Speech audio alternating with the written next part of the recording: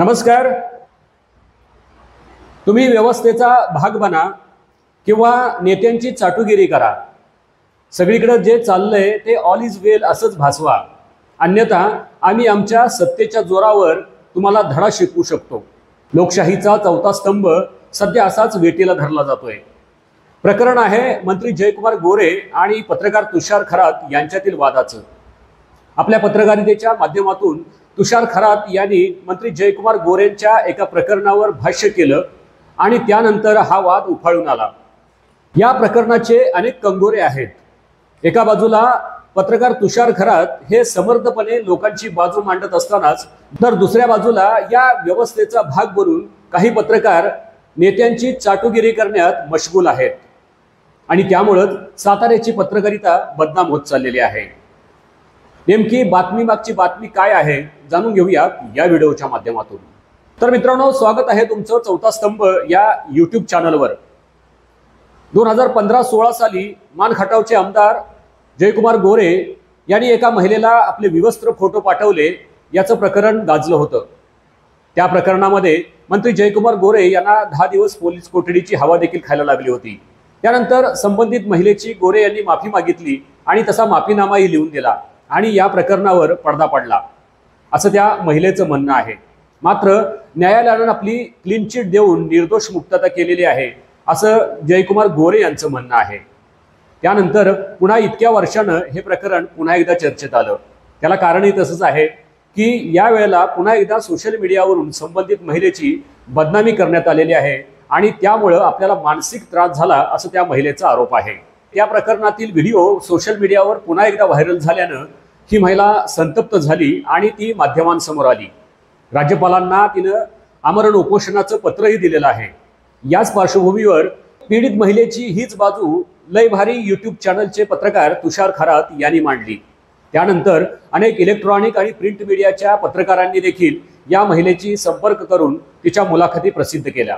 असं असताना देखील कारवाई मात्र झाली तुषार खरात यांच्यावर, कारण तुषार खरात यांनी या व्हिडिओमध्ये जी भाषा वापरली ती भाषा चुकीची होती।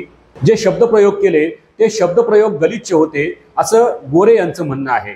मुळातच तुषार खरात हे आपल्या अस्सल ग्रामीण भाषेमध्ये आणि ढंगामध्ये मानदेशची व्यथा आपल्या YouTube चॅनलवर मांडत असतात। त्यामुळेच त्यांची भाषा कदाचित जयकुमार गोरे यांना गलिच्छ वाटली असावी। तुषार खरात यांची प्रश्न मांडण्याची शैली ही वादग्रस्त असू शकते, परंतु त्यामुळे सत्य बदलणार नाही।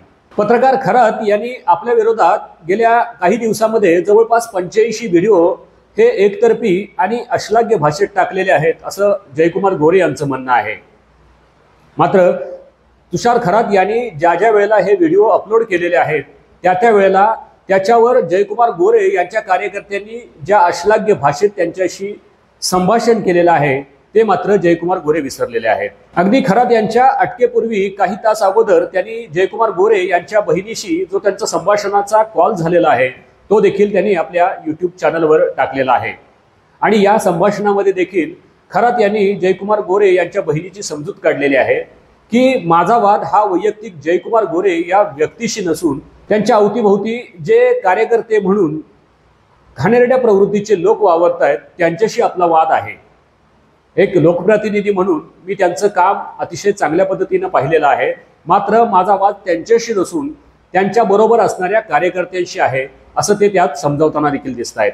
विचारांची लढाई ही विचारानेच लढली पाहिजे हे सांगताना तुषार खरात यांनी महाराष्ट्राचे शिल्पकार यशवंतराव चव्हाण आणि आचार्य अत्रे यांच्या वादाची ही पार्श्वभूमी त्यांना सांगितलेली आपल्याला पाहायला मिळते। आता या सगळ्या प्रकरणामध्ये जर तुषार खरात यांनी काही चुकीचं केलं असेल तर त्यांना कायद्याच्या चौकटीत राहून योग्य ती शिक्षा व्हायला पाहिजे, यावर माझं दुमत नाही। मात्र तुषार खरात यांचा आवाज दाबण्याचं काम सत्तेच्या माध्यमातून केलं जातंय असं माझं मत बनत चाललेलं आहे। विधानसभेत यापूर्वीच त्यांच्यावर हक्कभंग प्रस्ताव देखील दाखल केलेला आहे। मात्र कायद्याची चौकट न पाळता एखाद्या पत्रकारावर अॅट्रॉसिटी, खंडणी यासारखे गंभीर गुन्हे दाखल करून त्याला पोलीस कोठडीमध्ये पाठवणं ही बाब पत्रकारांच्या दृष्टीनं निश्चितच विचार करण्यासारखी आहे। मुळातच या सर्व प्रकरणावर साताऱ्यातील काही पत्रकार, पोलीस आणि वकील यांच्यावरही संशय व्यक्त केला जातो आहे।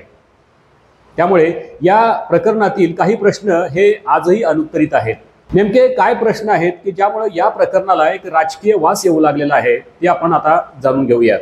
यातील पहिला प्रश्न असा आहे की या प्रकरणातील पीडित महिला आणि मंत्री गोरे यांची ओळख एका पत्रकाराने घडवून आणलेली आहे असं या पीडितेनंच आपल्या मुलाखतीमध्ये एकदा स्पष्ट केलेलं आहे। संबंधित पत्रकार कोण आहे, त्यानं या महिलेची गोरे यांच्याशी ओळख का घडवून आणली, त्यात त्याचा काय फायदा होता आणि त्यानंतर झालेल्या या सर्व नाट्यमय घडामोडीमध्ये त्याचा नक्की काय रोल होता, याच्या मुळापर्यंत पोलीस यंत्रणा जाणार आहे का। नंबर 2, संबंधित महिला ही सरसेनापती हंबीरराव मोहिते यांच्या वंशजापैकी एक असल्याचं सांगण्यात येत होतं आणि थेट हंबीरराव मोहिते यांच्या वंशजांच्या बाबतीत असला घाणेरडा प्रकार झाल्याचं त्यावेळी सांगण्यात आलं होतं। मात्र त्यानंतर सरसेनापती हंबीरराव मोहिते यांचे वंशज असलेले तळबीडकर मोहिते हे आक्रमक झाले आणि त्यांनी प्रसारमाध्यमांसमोर येऊन संबंधित महिलेचा आणि आपला कुठलाही संबंध नसल्याचं जाहीर केलं। त्यानंतर अनेकांनी पुन्हा घुमजाव केलं। त्यामुळे सरसेनापती हंबीरराव मोहिते यांच्या घराण्याचा संबंध या प्रकरणाशी जोडण्याचा हेतू नक्की काय होता आणि तो कुणी जोडला याची देखील चौकशी होणं तितकंच गरजेचं आहे। नंबर 3, गुन्हा दाखल होण्या अगोदरच हे फोटो एका पत्रकाराकडे होते। त्यानंतर संबंधित फोटो हे कुणी व्हायरल केले आणि ते व्हायरल करण्यामागे त्याचा काय उद्देश होता याच्या मुळापर्यंत देखील जाणं गरजेचं आहे। नंबर 4, ज्या पीडित महिलेची संबंधित पत्रकारानं ओळख करून दिली त्या संबंधित पत्रकाराचं आणि नंतर फोटो व्हायरल करण्याचं काही कनेक्शन होतं का हे तपासणंही फार महत्त्वाचं आहे। नंबर 4, पीडित महिलेशी ज्या पत्रकारानं संबंधित राजकीय नेत्याशी ओळख करून दिली तो पत्रकार आणि ज्या पत्रकाराकडे अगोदरपासूनच हे फोटो होते त्या दोघांमध्ये काही कनेक्शन आहे का हे पाहणं देखील महत्त्वाचं ठरणार आहे। संबंधित प्रकरणात गुन्हा दाखल होण्याआधी व गुन्हा दाखल झाल्यानंतर संबंधित पत्रकार आणि मंत्री गोरे यांचे काही फोन कॉल झाले होते का आणि असे फोन कॉल्स झाले असतील तर ते फोन कॉल्स तपासले जाणार का, त्या फोन कॉल्स मध्ये नक्की काय चर्चा झाली, नक्की कोणतं संभाषण झालं याची तपासणी पोलीस यंत्रणा करणार आहे का। नंबर 6, हा वाद मिटवण्याचा व नंतर चिघळवण्याचा कोणी प्रयत्न केलाय का आणि केला असल्यास तो कुणी व का केला याचीही सखोल माहिती किंवा तपास होणं गरजेचं आहे।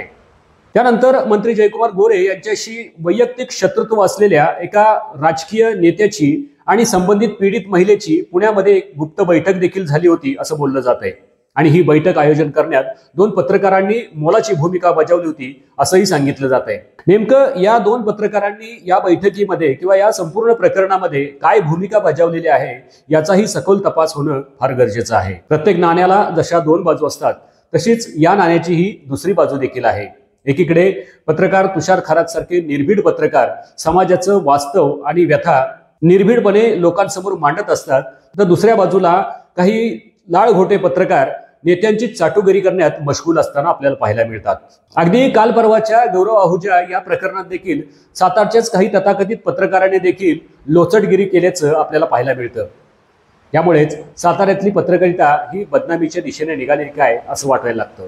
मित्रांनो, साताऱ्याला पत्रकारितेची फार मोठी परंपरा लाभलेली आहे, परंतु सध्याचं जे प्रकरण पाहता साताऱ्याची ही पत्रकारिता लोकशाहीचा 4था स्तंभ असणाऱ्या पत्रकारिता क्षेत्राचा गळा घोटण्याचं जर काम करत असेल तर मात्र हा विषय अतिशय चिंतेचा आहे। गेल्या काही वर्षात पत्रकारितेचा संपूर्ण ट्रेंडच बदलून गेलेला आहे। पत्रकार हा निष्पक्ष असावा, तो कोणत्याही पक्षाचा नसावा अशी एक सर्वसामान्य माणसांची धारणा असते। मात्र काही पत्रकार उघडपणे एखाद्या पक्षाचा झेंडा आपल्या खांद्यावर मिरवण्यात धन्यता मानतात, तर दुसऱ्या बाजूला राजकारण्यांना अडचणीत आणणारे प्रश्न विचारणारे पत्रकार हे राजकारण्यांसाठी गैरसोयीचे ठरतात आणि त्यातूनच त्यांना एकाकी पाडणं, त्यांच्यावर दबाव टाकणं आणि त्यांना खोट्या गुन्ह्यामध्ये अडकवणं हे प्रकार देखील सर्रासपणे आता चालू झालेले दिसतात। जे पत्रकार राजकारण्यांच्या दृष्टीने सोयीचे असतात त्यांच्यासाठी पायघड्या घालण्याचं काम राजकारणी स्वतःहून करत असतात, मात्र जे पत्रकार त्यांना अडचणीत आणून पाहतात, निर्भीडपणे आपली बातमीदारी करत असतात, त्यांना सोयीस्करपणे बाजूला केलं जातं आणि त्यामुळेच लोकशाहीच्या 4थ्या स्तंभाचा गळा घोटला जातोय की काय अशी शंका यायला लागते। हे प्रकरण फक्त तुषार खरात पुरतं मर्यादित नाही, तर हे प्रकरण जसं पत्रकारितेच्या स्वातंत्र्याचं आहे तसंच पत्रकारितेमध्ये शिरलेल्या निर्बुद्ध आणि निर्लज्ज संधीसाधू अशा पत्रकारांना खड्यासारखं बाजूला करण्याची देखील हीच वेळ आहे। त्यामुळेच आज आपली स्वतःची पत्रकारिता जर टिकवायची असेल, वाढवायची असेल आणि वाचवायची असेल तर प्रत्येकानं हे ठरवणं गरजेचं आहे की आपण सत्यासाठी लढायचं की सत्तेपुढे लोटांगण घालायचं। कारण आता जरी तुषार खरात हे जात्यात असले तरी आपण सर्वजण देखील सुपात आहोत याची जाणीव ठेवलेली बरी.